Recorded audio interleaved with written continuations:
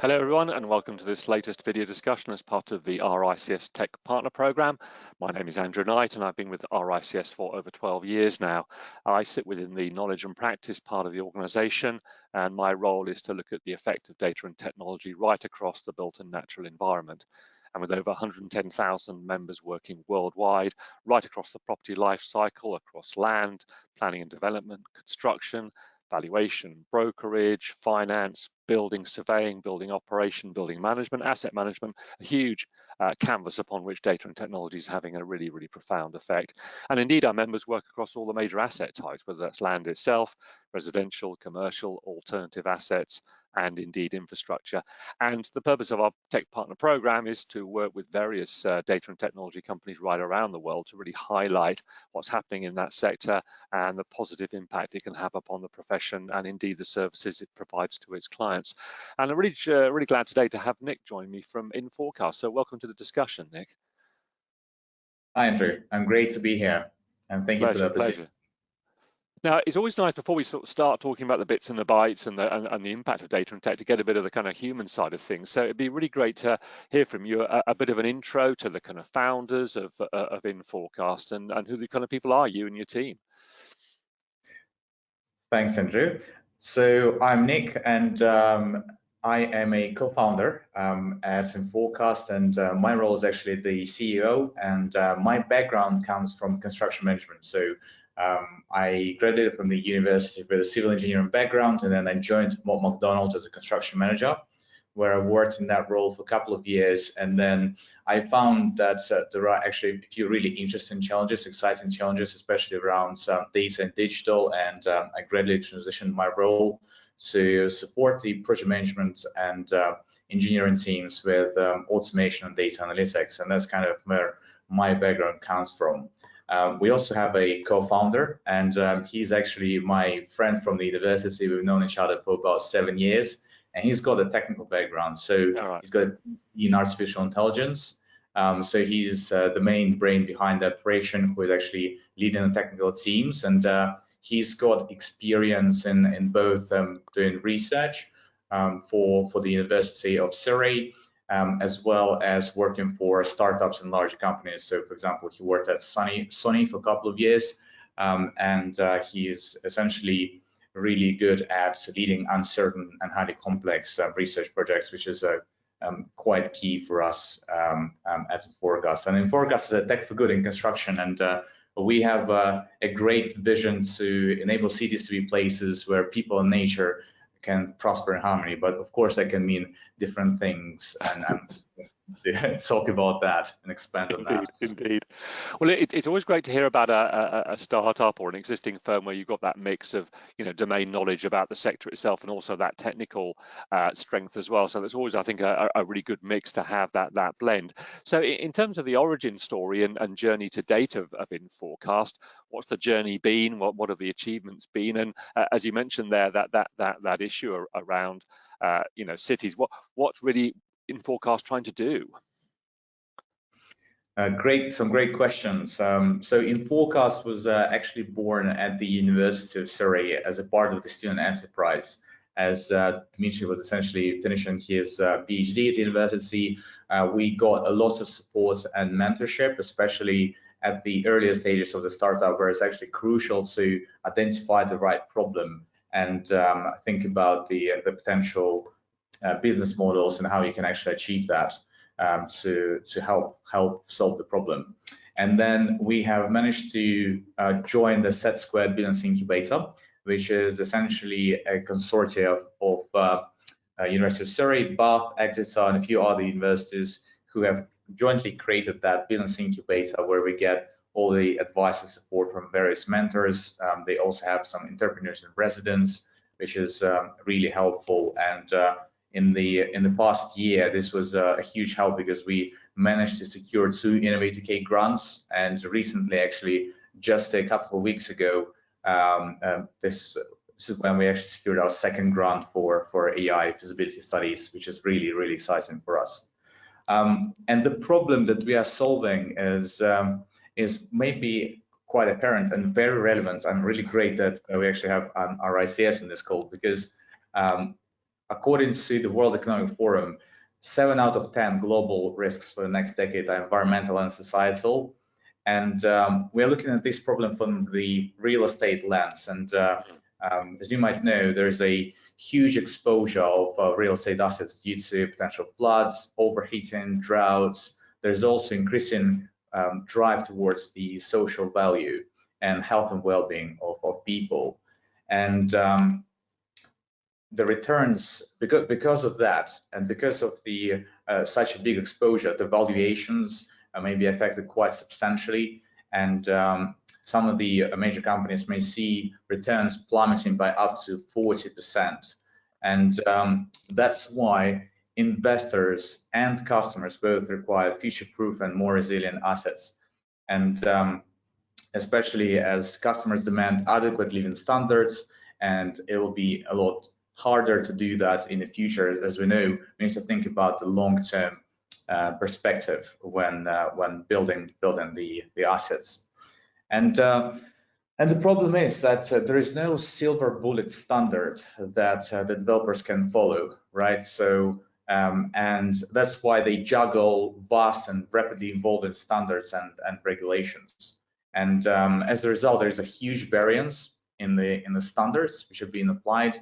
And these standards are also applied inconsistently, which ultimately leads to siloed data and process. And what we do at InForecast, we essentially provide a digital technology where we develop an AI-driven sustainability portal to help maximize the asset resilience by driving holistic sustainability performance management across the asset lifecycle. Now, I think when we chatted beforehand, you mentioned and you used the phrase kind of ESG data fragmentation, which I think you've just kind of alluded to in terms of these mixes of different standards. Can you explain in a bit more detail what that means at the different levels? Because as you say, it is a very confused landscape, this whole ESG area, isn't it? Yeah, absolutely. And everyone has different interpretation of ESG. And actually, holistic performance is something that is only coming into light now, where we need to look not only at the environmental standards, but also pay more attention to the social standards, health and well-being, ensuring better social fabric. And the problem is that all these, there are many different standards, and some developers, because they are located in a certain area which is more, for example, exposed to gentrification or displacement, they will look at the social metrics, and they'll pursue the standards which are more focused around maintaining that human aspect. Whereas some of the assets, located across higher flood risk areas in London, they'll probably look at the more environmental metrics. And therefore, the problem is that every building, every asset usually would use a different combination of those sustainability metrics, which can be regulations, standards, or company policies, and therefore it results in a huge amounts of data, right, which you need to overcome. And it's very hard for you to understand how your assets are performing, what is your risk exposure when you look at the portfolio level. And that's actually our focus at InForecast. So effectively what you're saying there, that the impact of this fragmentation is really that there are lots of different data sets either overlapping, or that it merely means that somebody perhaps looking at a portfolio has effectively lots of different metrics coming out for different assets. Is that one of the impacts you see from this kind of fragmentation? Yes, exactly. So it's essentially what that means is there's a lack of visibility of poor performing areas within a certain asset, as well as the poor performing assets themselves, and as a result, it may take a lot longer for developers to actually notice if there is something that needs to be addressed early on. That also means that there's lack of opportunity for early intervention when you are looking at certain changes to the design. It is a fact that it's always cheaper to do changes during the earlier stages of the design than later on. And as we know, there are quite a few projects where you have design and construction going on at the same time, which makes things even harder. And of course, on top of that, there's also increased labor and the there's a lot of time that needs to go into coordinating all that information between different disciplines and making sure that each discipline does what they need to do, as well as collect the relevant evidence so that you can actually have some timely a timely submission of all the required documents. Indeed. Now, I mean, you very eloquently kind of described the problem here. How are you tackling it, and why do you think your solution is going to work? Well, our solution is actually a sustainability metrics portal. So, and what we did is when developing it, we had scalability in mind, which is key for us to make sure that the developers can actually embed and incorporate any standard regulation and company policy. So we provide both the performance monitoring and management, as well as managing that process during each previous stage to help the developers and ensure that they meet the standards. The core differences are is that we are looking to make that risk management as straightforward as possible, so that when developers start using the system, they essentially will be able to benefit from a one-click sustainability strategy where we pull all the required metrics, which is essentially kind of a risk mitigation strategy, isn't it, to some extent, and to help ensure that not only you have kind of a dashboard, right, but you have a smart process behind it to drive that proactive risk management process. We also apply to the whole life cycle, which I think is quite different from what's out there. And having done quite a lot of research, you have quite a few solutions which look at the construction stage. You have some of the solutions which look at the operational stage. But what we believe is important is to have the life cycle approach, because it gives you the greatest opportunity where you can maximize the return on investment because of the enabling these early interventions from the earlier stages of the design, starting from the strategy, really. Yeah, so these are kind of our core things where we stand out. We're always on the lookout for other really exciting features which are in the pipeline, as I mentioned, but we'll probably mention that once we have more certainty around that. And in terms of the data itself that you're working with, which is obviously key, there must obviously be an amount of data that's going to be provided by, you know, the constructor, the developer, the asset owner. What other kind of data sources are you working with that complement both the data that comes in from the constructor and developer and the stuff that's either available in the public domain, or other data sources that give you additional risk, you know, management information? That's a great question. So the way that we have built the platform, right, is essentially organizations. Every organization normally, especially if you're looking at larger developers, they have their own sustainability strategy, and that sustainability strategy essentially sets out what needs to be done during each review stage and which metrics they're actually tackling. So what we do, we enable these organizations to actually digitalize and bring their sustainability strategy in a structured way to the platform, where they can benchmark the performance as well as drive that process across the whole life cycle. So essentially, they can create any KPIs, and that can be standards like LEED or HKM. They all have quite a few metrics. So Well Standard, I think, has over 100 different metrics which you can bring over, because sustainability means different things to different people, and it's important to realize that sustainability is not just carbon, and it's not just energy. There's a lot more to that. You know, there is a responsibility for real estate developers, because they create places and experiences for people for decades to come, and that's why we need to also consider things like, as I mentioned before, gentrification. We all heard of that term probably, especially if you read about the Battersea Power Station project. We all heard about the importance of ensuring the workforce diversity, biodiversity, looking at the affordable homes, as well as flood risk resilience. So essentially, the way that we build the platform is that you can create any sort of KPIs you need to essentially effectively track and implement them across your portfolio of assets, so you can help minimize the risk of any kind of non-compliance and poor performance. Yeah, and essentially, I mean, you mentioned BREEAM there, and I guess a question that comes up so often now, because we've talked about the kind of data fragmentation in ESG, but we also have a degree of perhaps not so much fragmentation, but overlapping standards out there. How are you differentiating yourself from things like BREEAM and BREEAM in use now to actually show what value you're bringing, rather than just trying to perhaps replace or augment these other standards?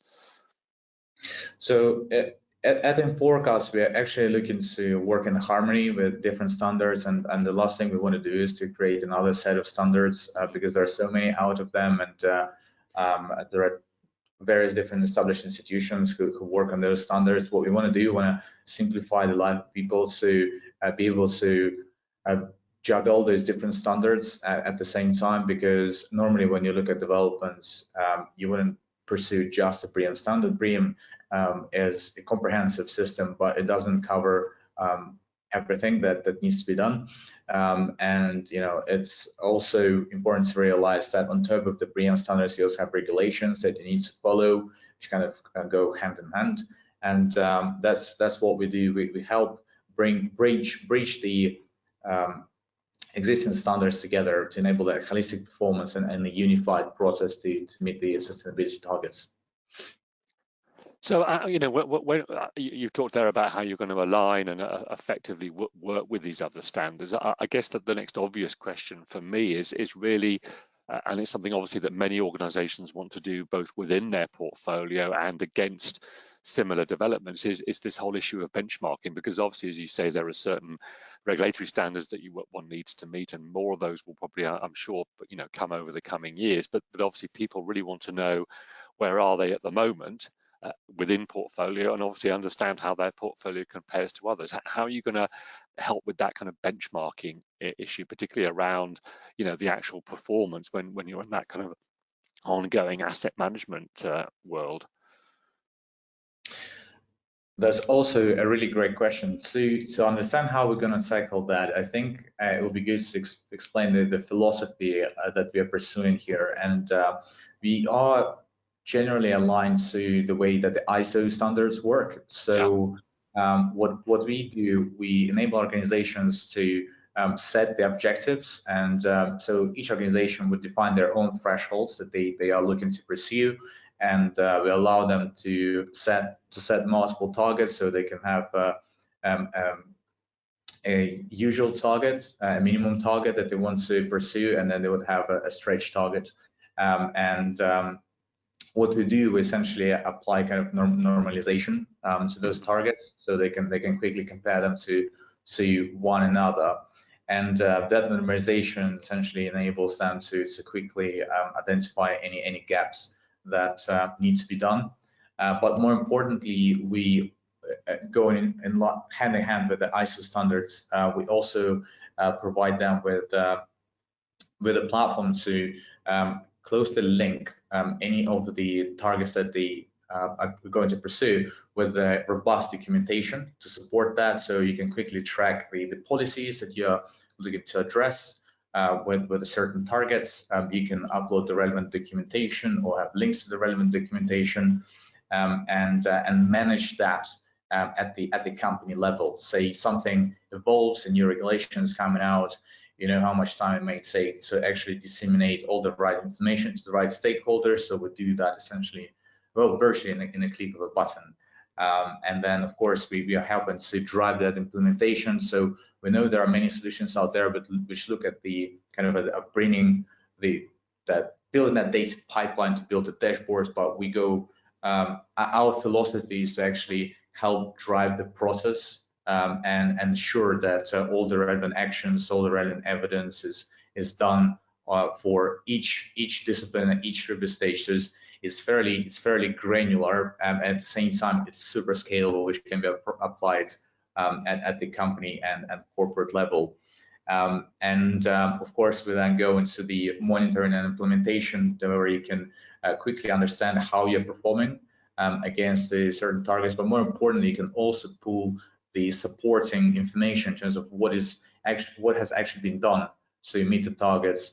Can you show the proof of that? And we actually support all that process. So virtually we can support any standard that the companies require, and we are working towards a culture where we want to empower our clients to get access to the data easily, so they can actually pull that for any further kind of analytics, because we know that every company in the end is quite different, and they want their own kind of reports, and they may target certain areas and aspects in slightly different ways.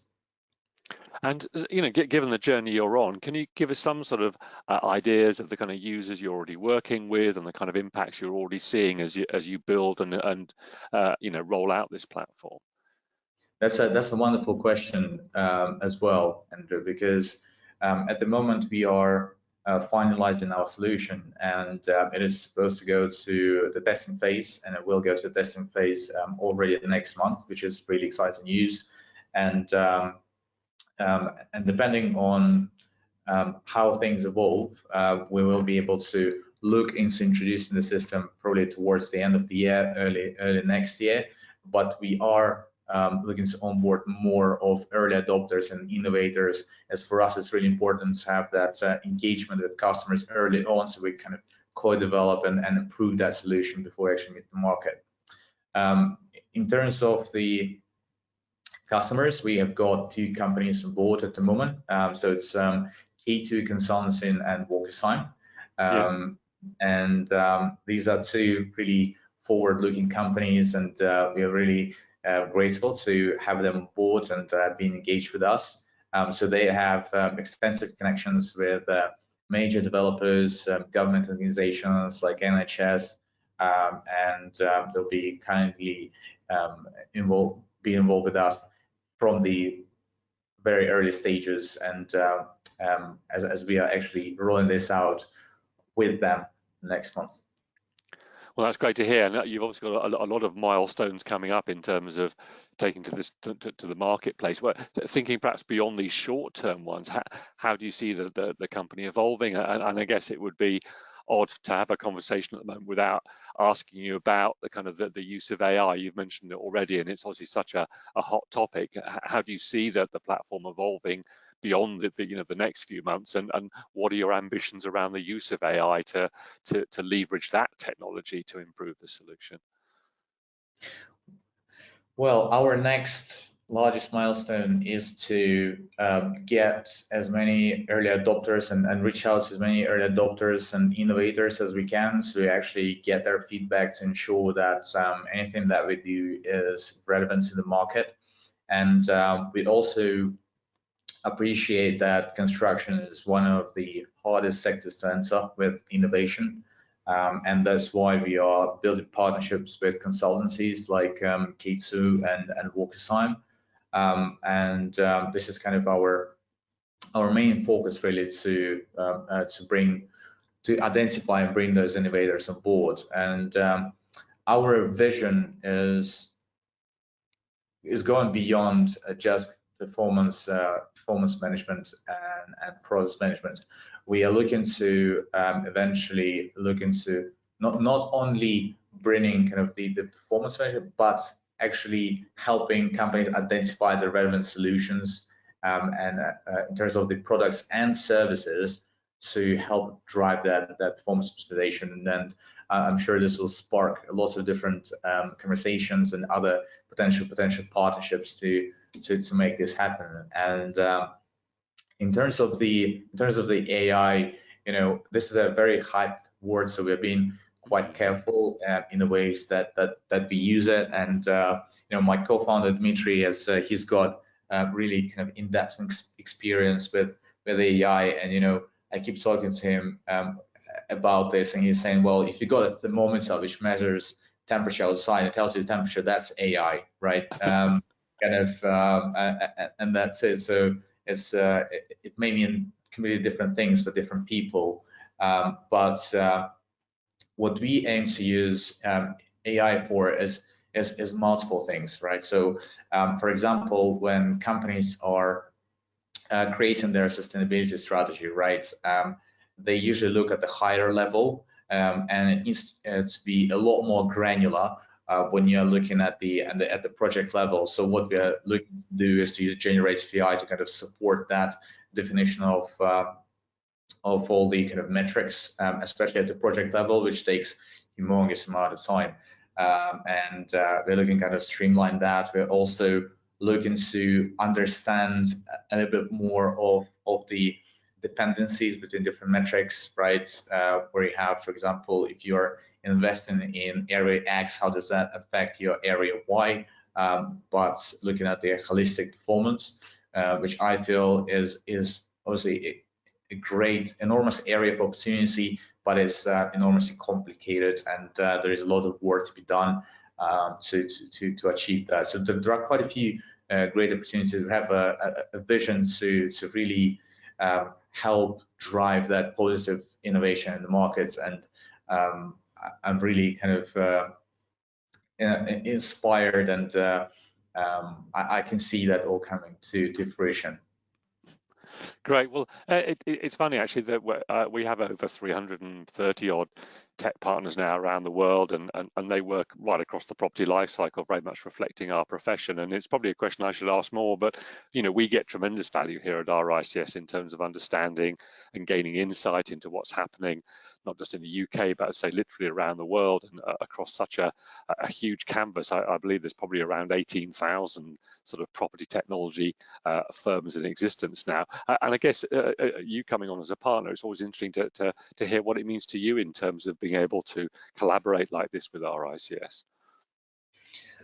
Well, we are really grateful to be on board with RICS, because it means quite a lot. There are, as we mentioned, it's a really difficult sector to enter with innovation, and having these partnerships and access to such a large network of organizations in construction, plus on top of that, RICS is the leading institution in terms of the cost management, and as I mentioned before, as I alluded to before, there'll be huge impacts on valuations, which is really interesting to kind of engage more with RICS around that, and see how we can help bring better standards and on better work with data in a more collaborative way in the industry to help address these challenges.